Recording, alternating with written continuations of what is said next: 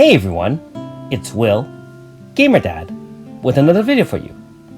So we're going to do a 5-star review of Bertrand with Manifest Weapon, and keep in mind this is my son's account, so obviously I don't have Bertrand in any form. So of course the most important question is he hot or not? Well, I'm not sure if he looks hot, but he's certainly cool. Yep, with his shielding and the way he protects Little Miyu, awesome.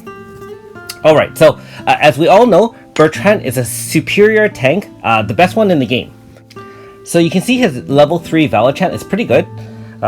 Physical resistance up by 30% and inflicts rage on all enemies. And so the whole point of that is to have everyone attack him, especially against enemies who are mostly physical attacking. He doesn't really do too well against magical attacks. So you can see the 3 moves we're going with, although he does have a versatile kit that we can adjust based on the our uses. So my son went with Shield Slam, power down 15%, and inflict stun. So for enemies that are vulnerable to stun, this is a great way to stun mobs, crowd control. Note that it doesn't do any damage, but it does do power down. So not too bad, and it is one of the rare stun AoEs. But most people actually use Ironclad, and the reason for that is you're going to increase your physical resistance of yourself by 70%. This is actually very reminiscent of Sora as a 4-star, and if anyone has had used 4-star Sora in the past to defeat some of the bosses, you can see how powerful a 70% increase in shielding physical-wise can be. That being said, he is Earth-based, and he does have some Earth-based medium piercing attacks, but we don't really use Bertrand for Earth DPS in anyways.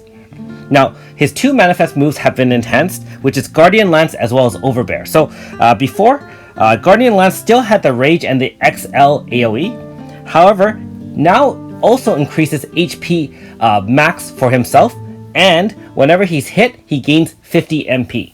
So in a longer super boss battle, that'll be great. You don't have to rotate him to the back. You can just have a healer heal him, and he will regenerate his own MP, to keep on casting such moves as Overbear. And so this has priority sequence. That means it's even faster than Iquaji at the higher levels, which is perfect for super bosses where their speed can usually outdo yours.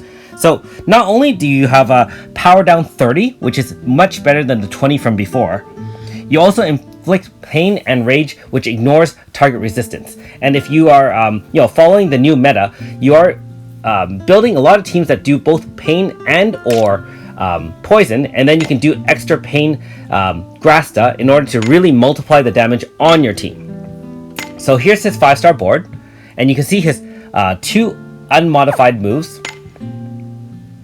Now, for those who don't have Bertrand already, make sure when you're upgrading Bertrand to level 80, try to skip all the speed nodes if you can. Now, my son just maxed out everything and chose all speed nodes as well. But apparently, if you choose no speed nodes and he's even slower, you can actually do it where he can cast other things, and based on the timing of everything, it works out better for defense. Now, I can't speak to that because I really don't use him. Let's take him out for a spin. So first of all, we'll start with Ironclad, and you can see that with Ironclad, instead of taking multi-hundreds of damage, we're only taking less than 100 damage. And if we combine it with the one where everyone's raging towards him, then obviously, in a protracted fight, your other party members will be protected, especially against single DPS. And note that because of that, he does generate 50 MP, and then he'll do another Overbear, which is, again, all the moves are non-elemental. So perfect for bosses or mobs that are resistant to certain elements. So he actually can be substituted on many teams, although, like I said before, he is an Earth-based character. So let's show you the Shield Slam. Now bear in mind that Shield Slam isn't 100% guaranteed stun, but against all the weaker mobs, it essentially is 100% stun. So I'll just show you right here. Now if you haven't already, make sure you like and subscribe to my channel, I really appreciate it. I also do have a Patreon account for those who want to support me this way. So like I said before, Shield Slam does not do any damage, it does do power down 15%, and it does a stun AoE. And then you can just, take care of things on your own, one at a time. Or if you're normally bringing him as a party of 4, you can have your other party members easily wipe out the enemies.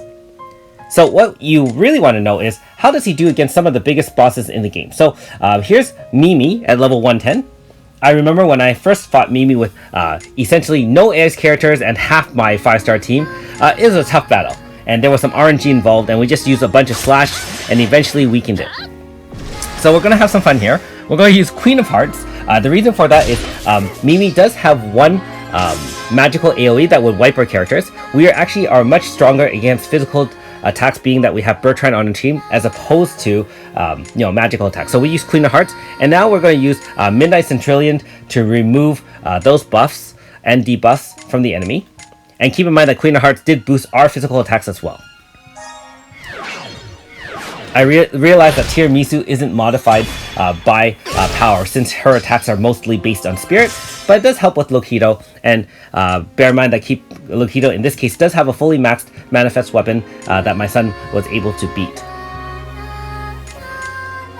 And you can see we have been applying a lot of debuffs. We have Overbear, we're now VCing in AS Myris, and being that all the attacks are targeting Bertrand, you can see that Mimi has a 3-hit combo there, and normally, for those who haven't fought it yet, if you don't debuff anything or you don't have enough debuffs, you're taking 2,000 or 3,000 damage a hit, and so a 3-hit combo usually wipes your team. That AoE normally does multi-thousands. But like I said, with power down 30% plus rage and shielding, your team's really not going to have much trouble with Bertrand on the team. So I realize that Mimi isn't as tough now as it used to be, but you can clearly see how useful Bertrand can be. And again, against certain manifest battles where you're fighting, for example, Xion, or like I said, Ikwaji, some of those really tough bosses where they have a lot of physical attacks, Bertrand's going to really come into handy. I mean, you do have Annabelle as your other main tank in the game. She has a little bit more versatility in the fact that she also has elemental shielding as well as power down and int down, but you can't beat power down 30% and guaranteed rage. So, in conclusion, I would say that in today's meta, most people are ending battles in 2 or 3 turn AFs or even 1 turn AF. However, if your team is a little bit weaker and you haven't been that fortunate in gacha, or some bosses just are too difficult for your DPS team alone, Bertrand is going to come to save the day, just like he does to shield little Miyu from any danger. And let's be honest, even with one eye, he can kick everyone's butts at once anyways.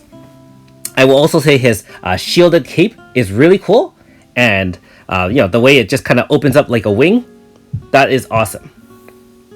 Let me know in the comments below what you do think of Bertrand, whether or not you still use him if you have it, or if you really substituted him out to use major DPS. If I was going to get Bertrand, I think I would be very happy with that. Thanks for watching. We'll see you next time.